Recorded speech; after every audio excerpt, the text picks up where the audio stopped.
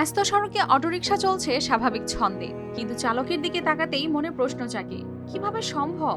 নির্মম আঘাত যেখানে অনেককে থামিয়ে দেয়, সেখানে তিনি সংগ্রামকে সঙ্গী করে চালিয়ে নিচ্ছেন জীবন। তিনি আর কেউ নন, টাঙ্গাইলের শাহজান সাজু, যার দুটি পা না থাকলেও দৃঢ় হাতে ধরেছেন স্টিয়ারিং।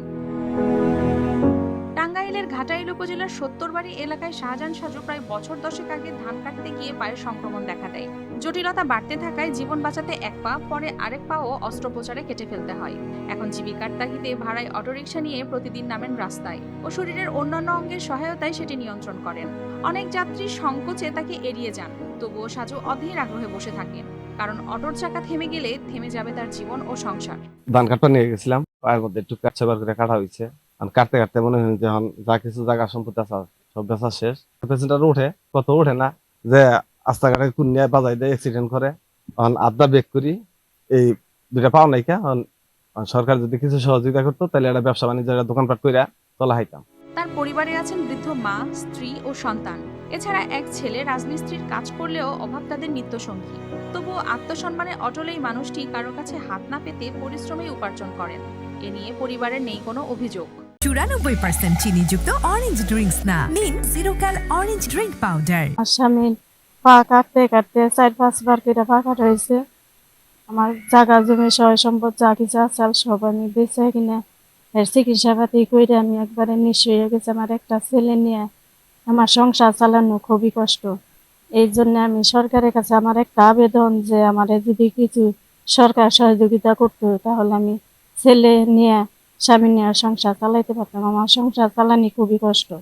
এলাকাবাসীর মতে সরকারি সহায়তা বা নিজস্ব একটি অটোরিকশা পেলে হয়তো শাহজান সাজু আরো ভালোভাবে সংসার চালাতে পারবেন।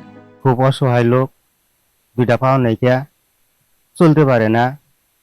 5-6 টাকা করে পাও কাটছে, চিকিৎসা মিকিৎসা করে সয় সম্পদ যা আসাল সব বেচা কিনি করা শেষ। ওই হরাস করে আর এরা ঠ্যাং ওষুধ হলো, ওষুধ করে কারণ কি করবো, এখন তো ওইটা যদি কাইটা ফালে দেয় তাহলে তখন ই নাই। এখন তো দেখা গেল বেগে গেল না, এটা ঠ্যাং না ফালাইলে বাঁচো না, পরে ফালাই দিলা। তারপর আবার মাস 2 পরে হ্যাঁ ওই ঠ্যাং বালা ঠ্যাংটা চাল হেরাও ওই ওই ওষুধ পরে কাইটা ফালাই দিয়া এখন তখন চলা কোনো গোছ নাই। এই যে মাসে সারসিত করে যা বালাই বেসার কয়েক বছর পারলো চালাবো, মাসে কত চালাবো, তাই না? এখন যে দুনিয়া যে অভাব, এই অভাব কিন্তু বেচারা তো অর্থ কিনছে, ওর তো কামি নাই, এখন বেচারা তো চলে না। সরকার যদি সহযোগিতা করতো তাই বেচারা চলা একটু গোছ ভালো দিত। শাহজাহান ভাই অনেক কর্মঠ লোক ছিল।